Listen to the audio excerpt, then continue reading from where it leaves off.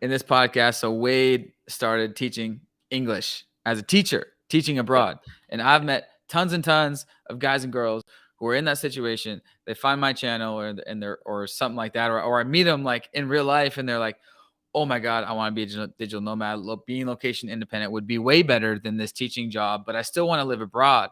And so Wade's going to share his tips, tricks, experiences regarding that. You can check out his vlog, his travel channel, super dope, called Us Tripping, and with his fiance, and he's living a life in Bali, and he also started a business around like natural healing, spirituality, and so basically, I would call that a passion business, which is the Absolutely. goal. Build a business around what you are passionate about. So yeah, Wade, what's up? Thank you, man. Thank you. What an introduction.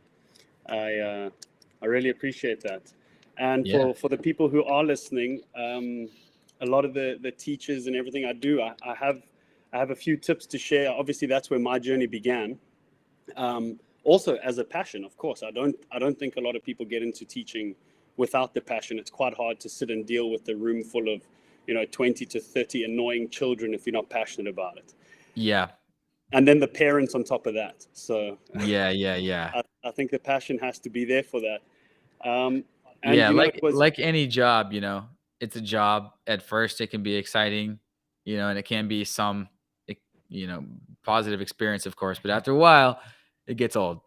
exactly, and to be honest with you, that's exactly what happened to me, and it was kind of the like entrepreneurial spirit within me that, as I was growing in this teaching industry, not particularly as a teacher, like to further my career. I never had any ambitions to become an HOD or a head of a grade or a Yeah. Yeah. headmaster of Yeah. any sorts. For me, coming from South Africa, we have a really weak passport. Are you Mm. still there? Yep. Yep. I just Ah, put you on full sorry. screen. Sorry. We have a really weak passport. And so the reason why I actually got into studying teaching was because it was a way for me to start traveling, and to get jobs in other countries, because it's very difficult to just travel on our passport. We have to apply for a visa. I'm not sure if anyone knows what that's like, but you have to Yeah. like apply months before you want to leave, and you have to book all your things, and it's a bit of a nightmare. So the easiest way for me to travel was to get employment and earn money while experiencing the world. And so I Yeah. studied teaching, and I was fortunate enough to get some gigs in the Middle East. I started out in Saudi Arabia. I actually then went on a very short stint to Bangkok, thinking I was Oh. going to go and teach English there. Yeah. Um, That's where I'm at right now. yeah, there we go. Let But me just dude, I show was off. not prepared. Boom. Man, it's Asian New York. Exactly. Insane. At the workstation. It's NYC of SEA. Yeah, absolutely, man. I was not prepared for that. Um, the life in Saudi Arabia was extremely restrictive, especially at the age that I was. It was like my early 20s. I'd say maybe 21. And I wasn't ready for the lifestyle of like no alcohol, no party, no friends. I left all my friends, and all my friends were back home having a lot of fun. And so it was kind of Mm. that young, naive age where I was like, you know what? The Middle East is not for me. I'm going to leave and go work in Thailand teaching English. But I was absolutely not prepared for that. When I landed in Thailand and I saw how big it was, or Bangkok, I was like, how the hell am I going to find a job here? I had my certificate, I had my teaching degree, but it wasn't viable. So it wasn't long before I quit that. And Yeah. then opportunities led me to Qatar, which is also in the Middle East, if anyone didn't know that. I didn't know where that was before I worked there. Um, and then from Qatar, that was the final stint of my teaching career, where I had earned enough money through private teaching outside. So that was like the massive ticket for me, is that I never just did teaching, um, like just the hours of teaching at school in the class. I always did private tutoring outside of teaching. So I Yeah. would legitimately, I'm not joking, I would work 7 days a week, and I would work until about 9 p.m. every single night, 7 days a week. Which compared to the people like you guys who might be in Southeast Asia, whether it be Vietnam or somewhere else, you have more of a life there. So for me, being in Qatar, there's way less of a life. And so it was a lot easier for me to throw myself into work for, say, 3-4 months at a time and then get a vacation, as opposed to kind of live a cruisy life and not really benefit from the sacrifice of being there.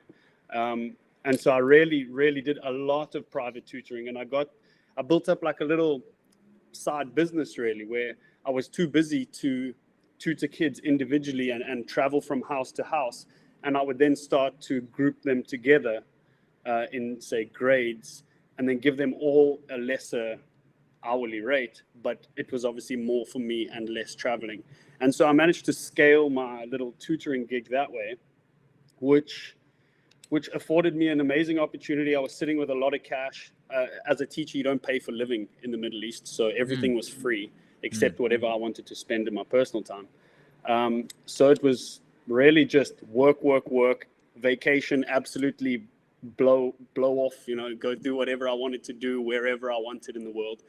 And then it got to the point where I was like, I want to do more. I really wanted to do more. And I was recruiting teachers for the school that I was working at in Qatar with a friend of mine. But it was kind of on the side. It was more private with the headmaster and, kind of a dodgy deal.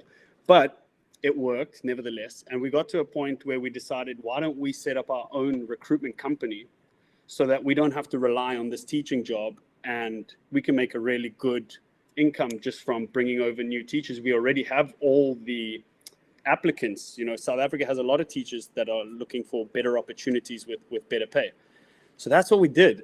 We decided to start a business in Dubai, in the free zone in Dubai, because of our passports. And so starting this business would afford us a visa to live in Dubai. And so that's how I left teaching and then went across to Dubai to sort of start my entrepreneurial life, which in hindsight was a beautiful step in the journey, but it was also a big learning curve. And so I think if there's one piece of value that I can perhaps add through my experience, it would be that when I left teaching, I didn't realize that I was also leaving that bit of passion, that I was working with passion. I was able to go and tutor kids until 9 p.m. at night because there was a part of me that enjoyed that. There was a part of me that was feeling fulfilled and rewarded through their improvements. And so when we finally moved over to Dubai to set up the company, we didn't really rookies. We were rookies, put it that way. That's the easiest way to put it. And so we didn't time the employment, intake very well. And so once we moved to Dubai, thinking that this was just going to blow off and everyone was going to hire us to employ their teachers, we realized that schools had already employed teachers like 6 months ago for that semester. And so we had a 6-month window where we would not earn 1 cent, and then we would still have to hope that schools would employ the teachers that we put forth. And so we sat and we were like, wow, well, now we're here. We've just invested all this money in the business. We've just paid a year's rent up front. It's a bit too risky to sit around and do nothing for 6 months. And that's what led me to selling real estate. In that period of time, just, I don't know, I have guardian angels, man. Somebody messaged me that used to work with me, and they said, I'm in Dubai. What are you doing here? He saw my story on Instagram. And he said, man, I've just started a new real estate company. They've just started. There's an office of like 4 people, and they really want to build something big. And I was like, at first I was like, oh man, I don't know if I can go back to like working for somebody. And he said, dude, real estate, you don't even have office hours. You don't have a salary. So there's no real like point for them to tell you that you have to be here and do this and X, Y, and Z. So I was like, okay, that works for me. More work, more pay. No work, no pay. I like that kind of trade-off because I know I have the work ethic. I just hate working for nothing.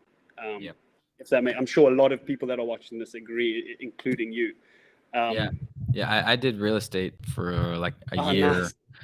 or whatever, because for that main reason, like can't do a 9 to 5, like something that's got to have flexibility in your Yeah. schedule.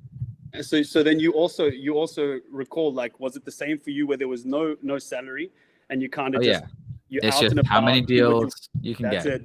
Deals, dude. So Yeah. that's basically what my life became. And I ended up being very good at it. Not because I was super passionate about it, but just because I naturally was able to, you know, sell a product, I guess. And so I did really well at that. And I got to the stage where the money that I was making, which was excessive amounts of money, like I wouldn't have been able to make that in teaching, of course.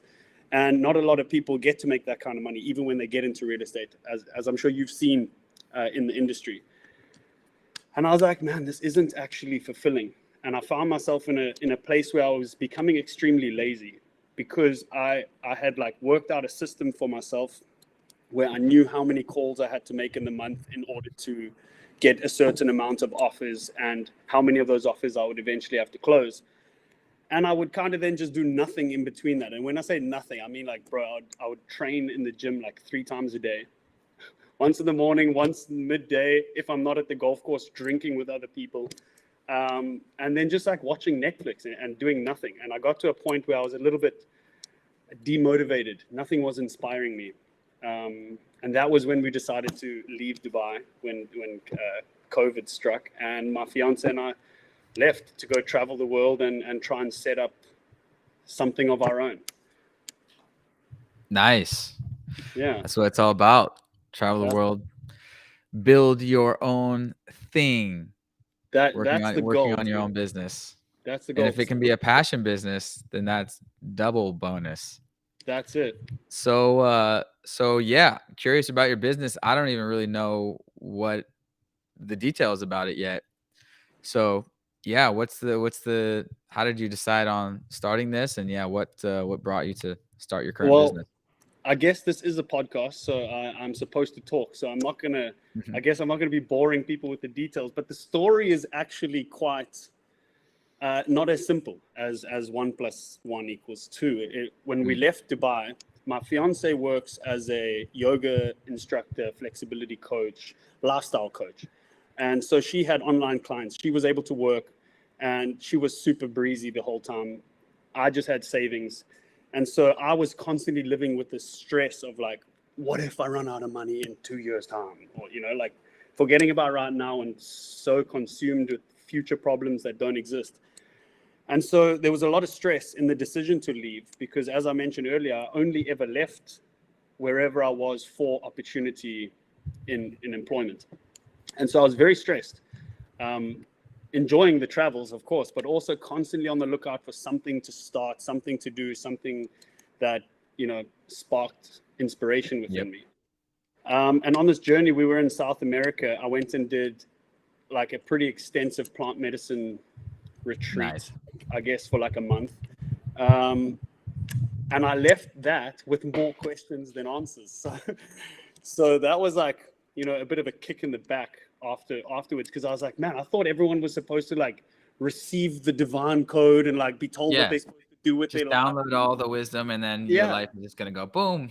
Yeah, man. Like I was really kind of like let down because I thought, shit, Mother Ayahuasca never spoke to me. She never told me this is what you have to do. And she never said this is what you love and this is your purpose. And that's kind of what I'd gathered through the years of research that I'd been doing in spirituality. That's what it's supposed to do. Come on. That's what everyone tells you, you know. And so there was a bit of a misconception there on my end. But in hindsight, it was this journey of figuring out what my purpose was that led me to starting this platform. Because once I'd left Peru, I began to dive in a little bit deeper into different modalities of healing, breath work, you know, Reiki healing, there's so many, man. There's cacao ceremonies. There's like, you know, there's endless amount. Tarot cards, there's shadow work. There's so many different things. And so I started to like dabble in little areas to try and help me find my purpose. And on this journey, I made a lot of friends who are in the space, who are healers. And I always would ask them, how do you find clients? How do you find clients? And they would say word of mouth. That was like the number one thing, because not a lot of them have a lot of tech skills to create good websites that can actually convert. And probably not very good photography skills to create Instagram posts that make people want to read more or see more about your profile. And so I was really surprised that these people live a nomadic life. This is also actually, teaching is a really big thing, and so is like coaching and healing. A lot of people just live this nomadic life, traveling around, offering their services, and making, I guess, enough money. It's surely enough money. So I was a little bit surprised that this is how they found their clients. And so I began thinking about how I could connect all the people that I know that are always looking for different services with these friends of mine. And a few years ago, I thought about the idea of creating a platform like a Airbnb for spiritual and holistic healing, where you could go to one platform and you could learn about the different modalities of healing, and you could have access to all of the different actual sessions that you can book. Because up until that point, I had to either read 100 blogs about, ayahuasca that's going to tell me all the things when it isn't the case, or I had to know somebody who knew somebody to put me in contact with one of these people so that they could get my business through word of mouth. And so although I was thinking from a business sense to help the healers increase their reach, I was also thinking from a seeker's perspective, my own, of how to make the journey simpler, how to make it more trusted, so that people are not hoaxed into cash grabs. I mean, there's a lot of people nowadays that you can buy a certificate for life coaching online and then, tell somebody how to live their life when you don't really have any right to do that yet. Yeah. And so I noticed a big issue with that. And I decided that I'm going to build this platform, but I don't know how to code, bro. I really have no idea how to code. And so it just sat in the back of my mind for a long time until I was in the gym here in Uluwatu. And a friend of mine came up to me and he's like, dude, I know you know a lot of healers. I would really appreciate it if you could direct me, because he had just broken up with his girlfriend after like 4 years. And I said, sure, bro. Like, have you tried to look? He's like, yeah, man. Where do you look? I typed in how to deal with the breakup, and just a lot of blogs come up.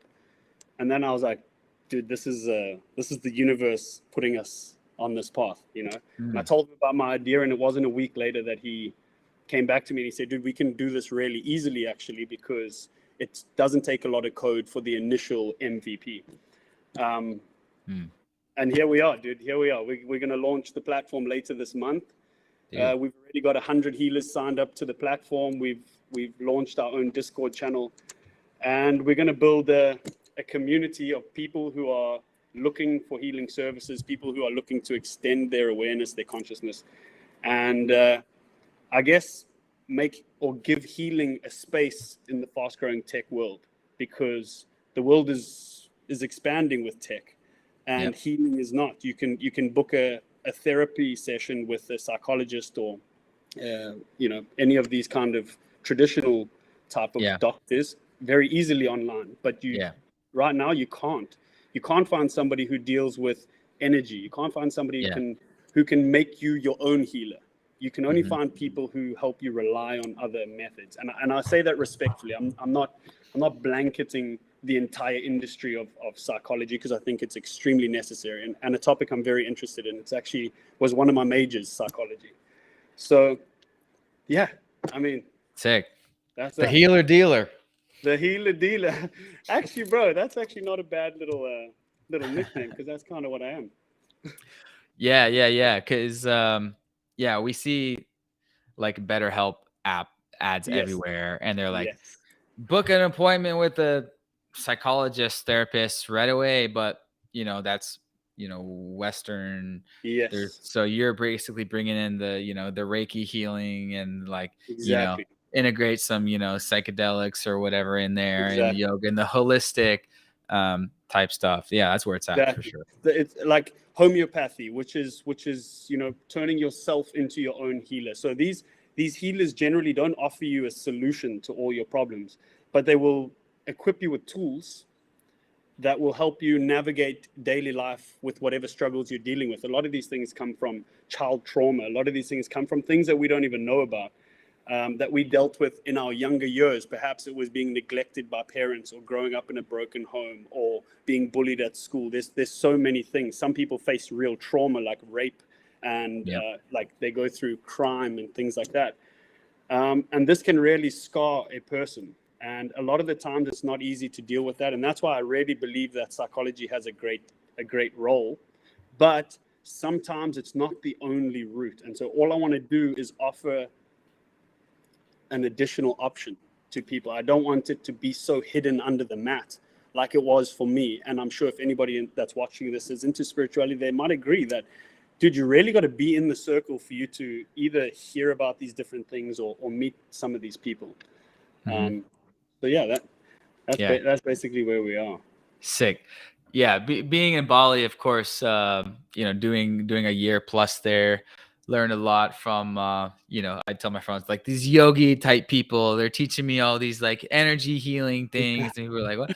And one thing that I always tell, like, any regular person is, this yoga teacher type girl taught me this one thing that I do. It's, in the realm of, Reiki healing or energy healing, where you like massage your shoulder right here, and then you go across your heart, and then bring it down and massage your hip. Okay. And then you do the other side. You're kind of digging in right here to this pressure point, and then you go across your heart this way and bring the energy across your heart to your other hip. And she's like, yeah, our bodies are these electrical, machines, because they are.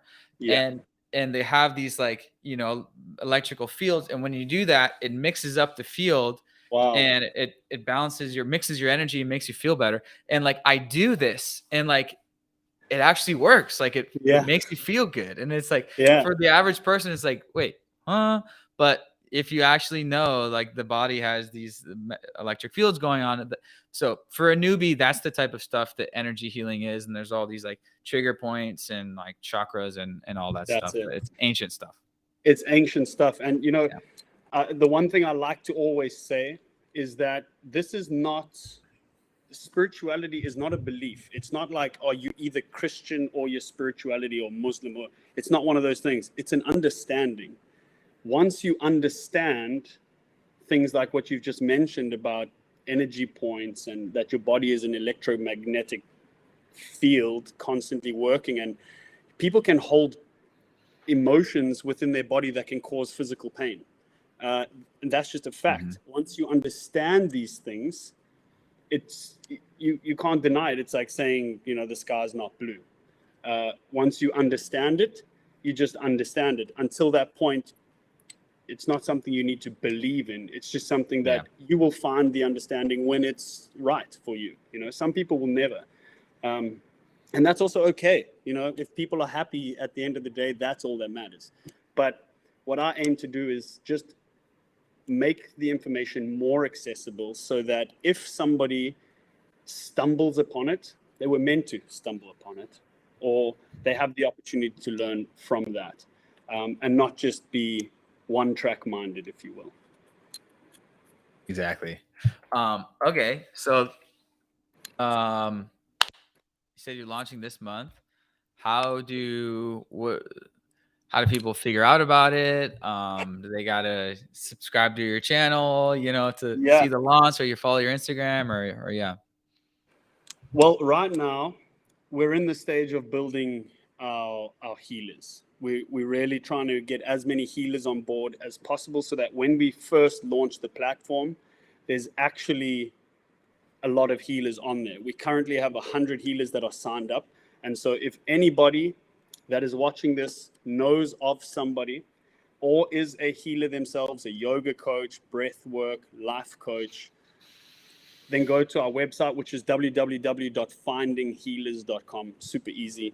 I'm really stoked that we got that one. And sign up. There's a link there. At the moment, we're only onboarding healers. And once the platform actually goes live, we're going to then open it up to seekers.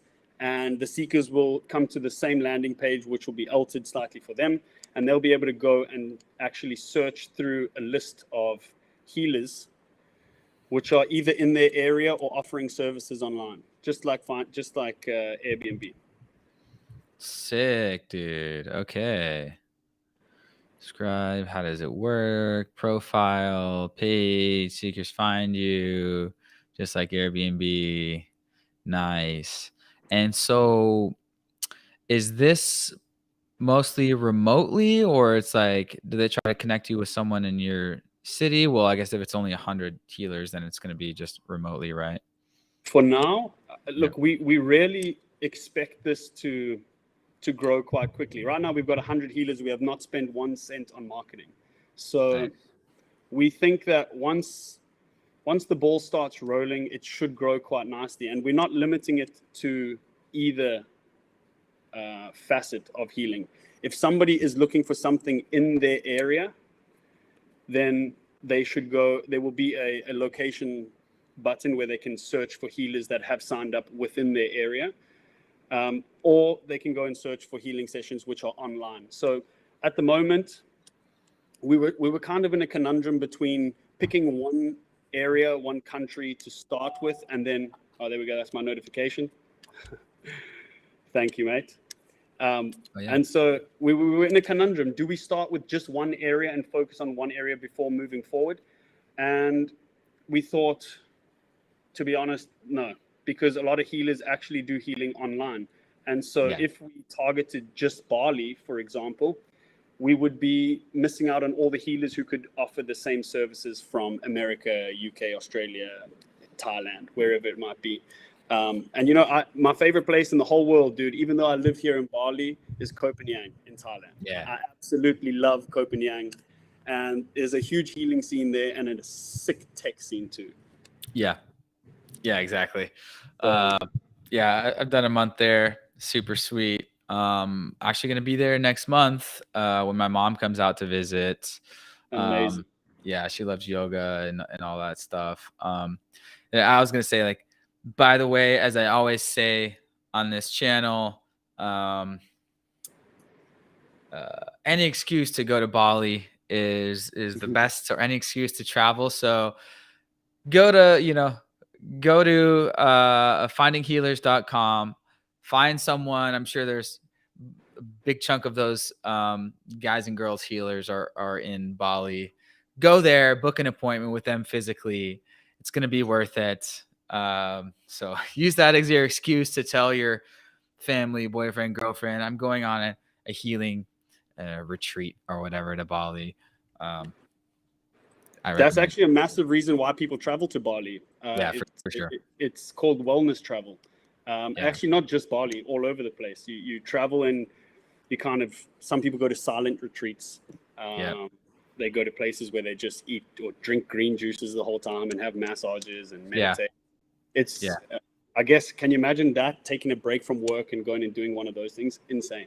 100%. And that's, with this remote work revolution, Bali, obviously over the past, 10 years and even before, has become that destination for, spiritual, holistic, healthy minded people. And, I guess if anyone is planning their digital nomad blast off, as you guys have already know, highly recommend Bali as to do some time as a remote worker. There's many reasons we could say, but one of them is there are all these retreats, even just weekend retreats, events going on. You can do a green juice cleanse over here, and the next days you can do a yoga retreat, silent retreat. It's just all these. It's just like, when I'm in Bali, I'm just like, this island is one big retreat. Yeah. it's like a whole like city of just like, of just retreats everywhere.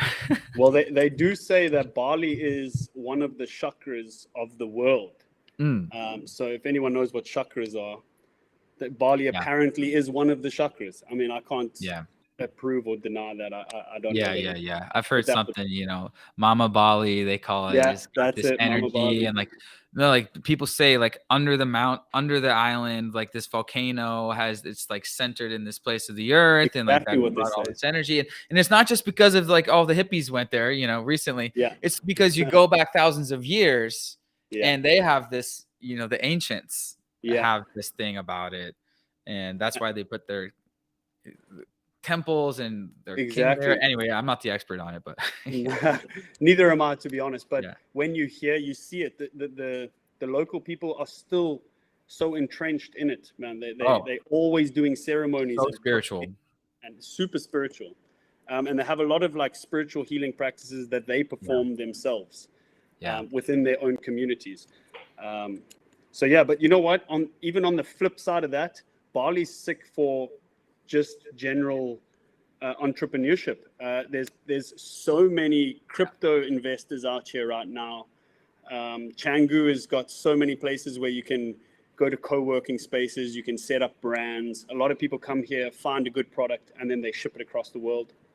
And they start like what you're doing on Amazon, but I guess they would actually physically hold the product. Absolutely. And I know there's really one good friend of mine he was just in one of those, little shops, with all this, I don't even know what to call it, like but I guess wooden like, things like handicrafts and stuff. And he Yeah. found this thing and, and a lot of these shops are up and coming, trends or things that haven't made it to the mainstream. And he launched it on Amazon and dude made like $1 million. Oh my gosh. Yeah. But he must Well, be pretty good at branding. I've had him on my podcast too, twice. His name is Nate Ginsburg, actually, Amazon guy. Known him for a long time, and he sold his company for like he sold that brand of selling these things for like $900 something thousand after only like 3 to 4 years of launching it. My gosh, that guy's goals. He is goals. Yeah. Man. But you got to be pretty good at branding. This is something which I've been learning about recently. And you know what? This is the other thing which is cool about the nomad journey when you're not fixed to one set of employment rules, is that you're forced to learn. If you stop, or for example, within my company, if I need somebody to do something, or if I need marketing or blog writing or something, I either have to pay for it or I have to learn it myself. And so a lot of the things I'm forced to learn myself, which is super cool. Because when COVID started and I was working, I was a teacher and then a real estate agent, and I had no skills besides selling and personal skills. And I realized, holy shit, like now that everything's locked, I have no way to make money. I have no transferable skills. I can't make a website. I can't draw. I can't fix someone's toilet. I can't change a light bulb. Kind of, but I don't have these skills that I could monetize myself. And so that was a big learning curve for me. And so I started learning how to edit videos, which is why we started the YouTube channel, because that YouTube channel was more than just us documenting our lives. It was me learning how to edit videos. And now actually I'm using those video editing skills because my partner has started her own YouTube channel, and we're going to be creating like an online program for her where all of her clients can sign up and train with her without her actually having to work each hour as she is now. So yeah, exactly. So many different online business models, ways to monetize your coaching, your passion. It's just limitless possibilities these days. Exactly, man. Exactly. Yeah. But yeah, I feel like I have absolutely poured out everything. I feel like I've been talking so much. So, I mean, if you have anything to offer, or, I would really appreciate lessons from you too. Yeah, for sure. No, that's good. Like one of the most common things that I meet in real life and through online is people start teaching English abroad, and then they want to be digital nomads because you catch the travel bug when you get abroad and you realize, oh, living abroad is the best thing. Yeah, I want to keep doing this, but I don't want to, work a 9 to 5 basically. Yes. And Yes. so, what are the options? And, that's kind of what my channel is all about. What are the options to work remotely and be a digital nomad? Yes. So, Yes. sharing your story is, I'm sure, will inspire a lot of folks. We got Rob, Nomad Ambition. He says, "What's up?" We had like 10 people turning in at one time. But yeah, if you guys have any questions for Wade, pop them in the comments or DM him on Instagram. You guys saw the website and the YouTube channel, Us Tripping. Check it out. Instagram's pretty dope. And of course, if you guys are interested in the healing thing, check it out. Findinghealers.com. Sign up to the email list for when it's live. Oh yeah, that was the one thought I wanted to throw out is yeah, people in the West, and I'll just speak to America, they need this shit because everyone, oh God, we're opening up a wormhole here. Everyone is on antidepressants, and that's what the mainstream does when someone is like feeling depressed or okay. The depression is a real thing, of course. There can be really serious, but like there's levels to this shit, okay? Yeah. The pharmaceutical doctors are just giving people antidepressants. Oh, you're sad? Take this. Yeah. Come on, people. There's Bro, been thousands and thousands and thousands of years of these things to balance your life and like, oh yeah, you're not working out too. Yeah, and No you're wonder eating you're like shit. sad. Yeah. And depressed. You know what, man? Start Like with working out.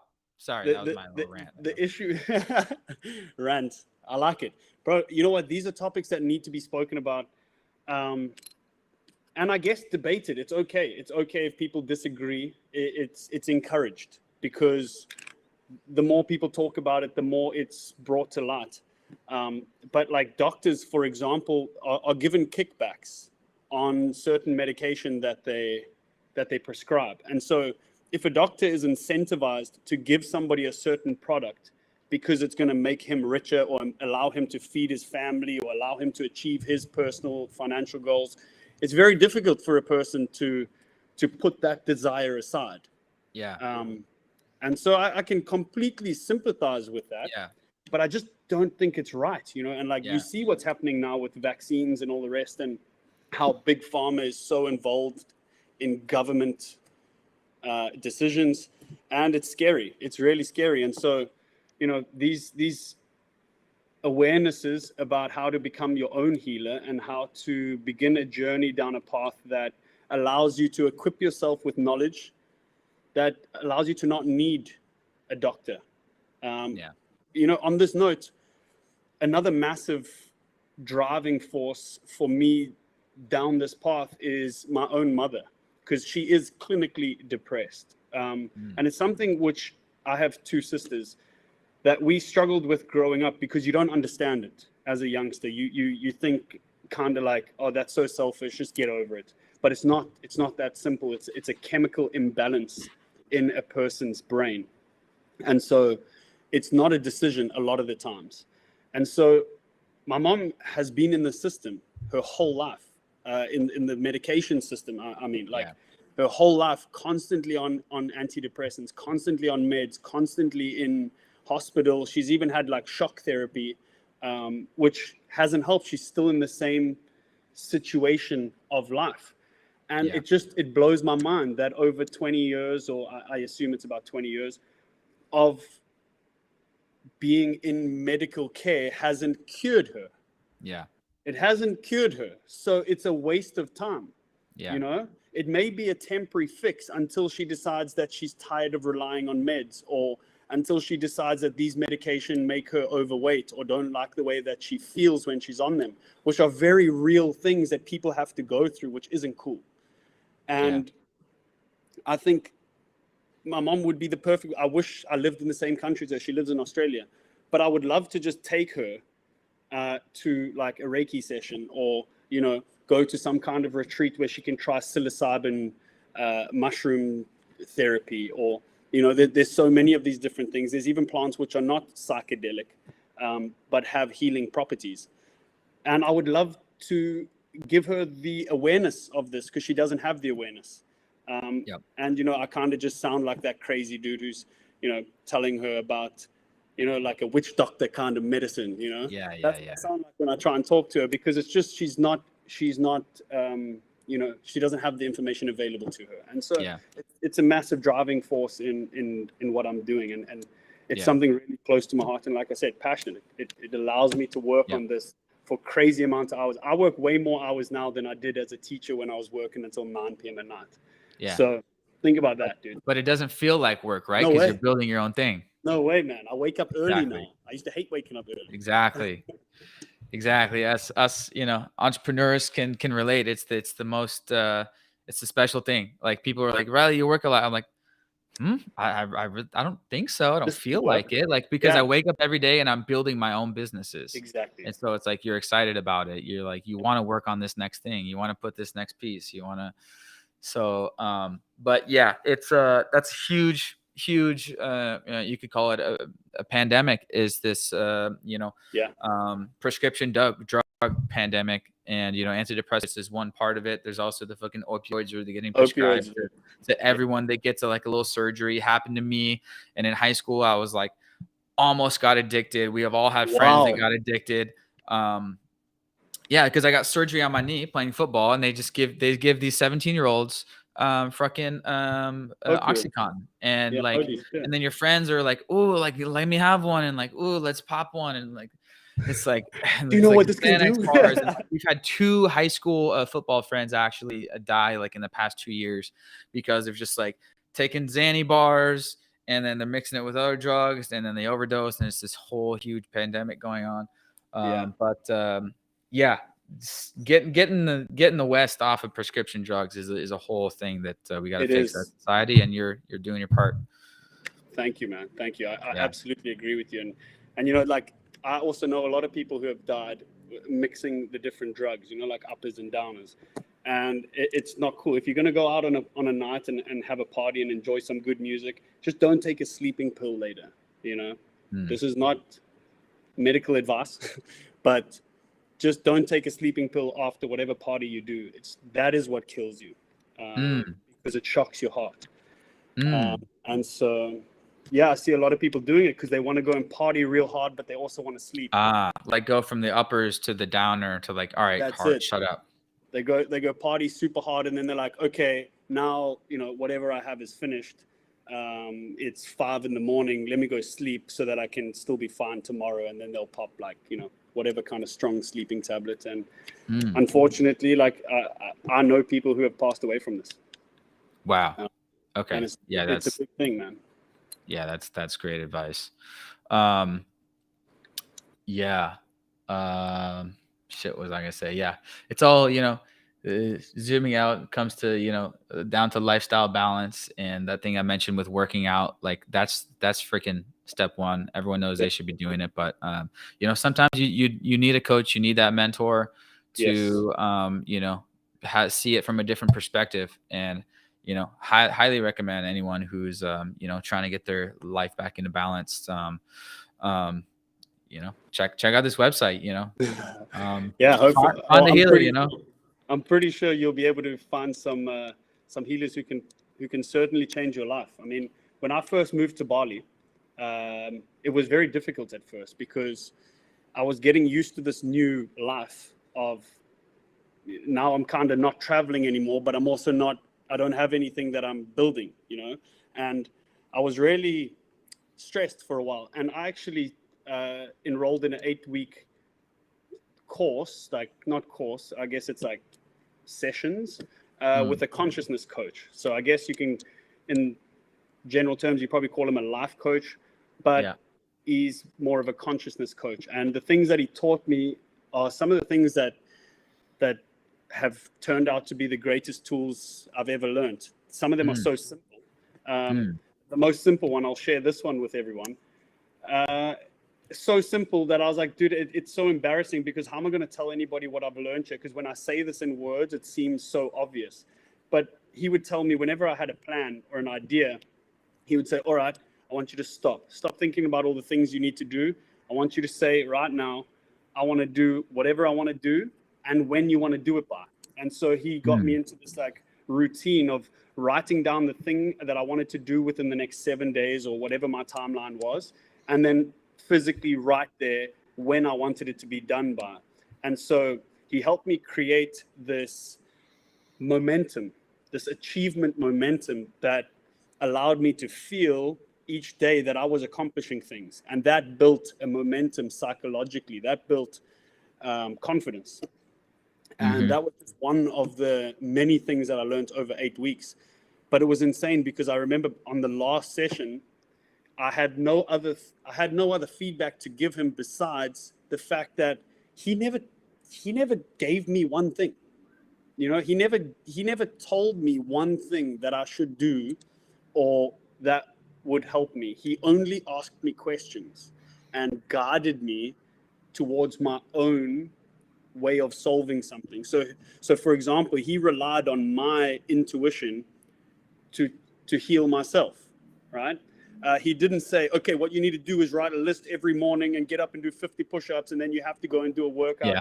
But instead, he would play on the things that how I would feel. And one of the greatest things that he taught me was to be more and do less. And so through the act of being, you will eventually start to get things done. And so it all came down to this like little misunderstanding that I had within myself, where I was trying to, you know, make YouTube videos. I was trying to start a business. I was trying to live a nomad life and enjoy where I'm living and all these things. And he's like, just stop. You're trying to do this and do that and do that. Who does Wade want to be? And then start to be that. And all of these things which you desire will start to come towards you. And I'm not joking. Like, it actually happened. It was really difficult at first. It took a lot of like discipline for me to really put that into practice, but it worked, man. That is something that I think has been the most valuable information of 2021 for me. Sick. Yeah. Nice. Thank you. Yeah. Highly recommend getting one of these coaches. It's not going to be like the holistic thing. It's not going to be just one thing. It's going to be asking you questions, and yeah, life coach. You know, I know all about it, and Bali is, you know, one of the world capitals for life So many. coaches. There's even a So many. cafe called Coach Cafe, and they have these little cards at the table, and like I've put it on my Instagram many times. That cafe is fire, by the way. If you guys do not miss Coach Cafe, the food there, I'm gonna go check that out. The food and coffee is insane, as so many places are in Bali.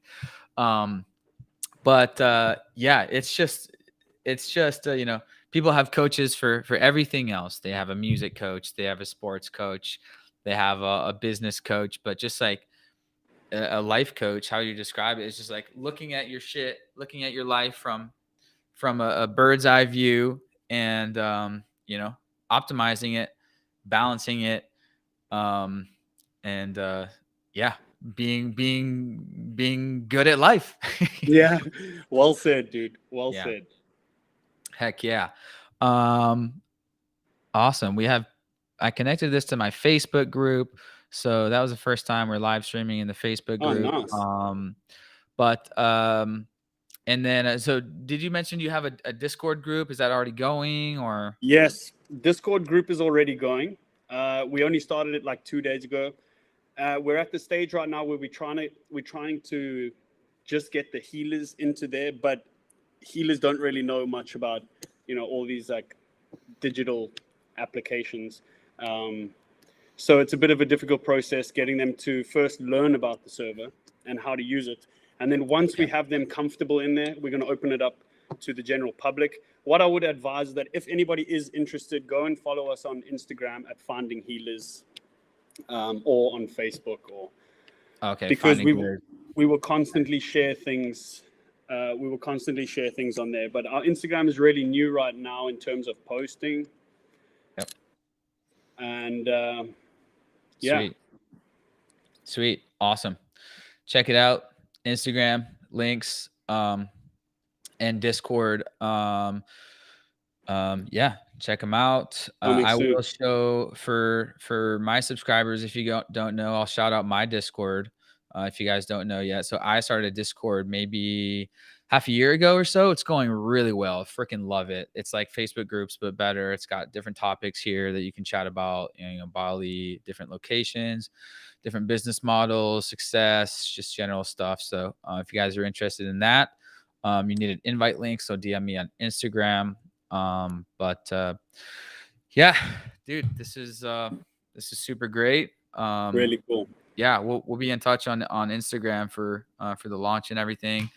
Thank You you. guys go follow them, and I'm sure I'll be back to Bali at some point. And if you ever come through Bangkok, let me know. I'll be here for the next bit. Thank you, man. I really appreciate you giving me the space, and I'm glad we got to do this. When you do come to Bali, or actually, dude, we're digital nomads. We can meet anywhere. Yeah, So exactly. Whenever we're in the same place, we'll hit each other up. And yeah, exactly, for sure, bro. Well, yeah, we'll be in touch, and yeah, see you around the world. Thank you so much, man. All right.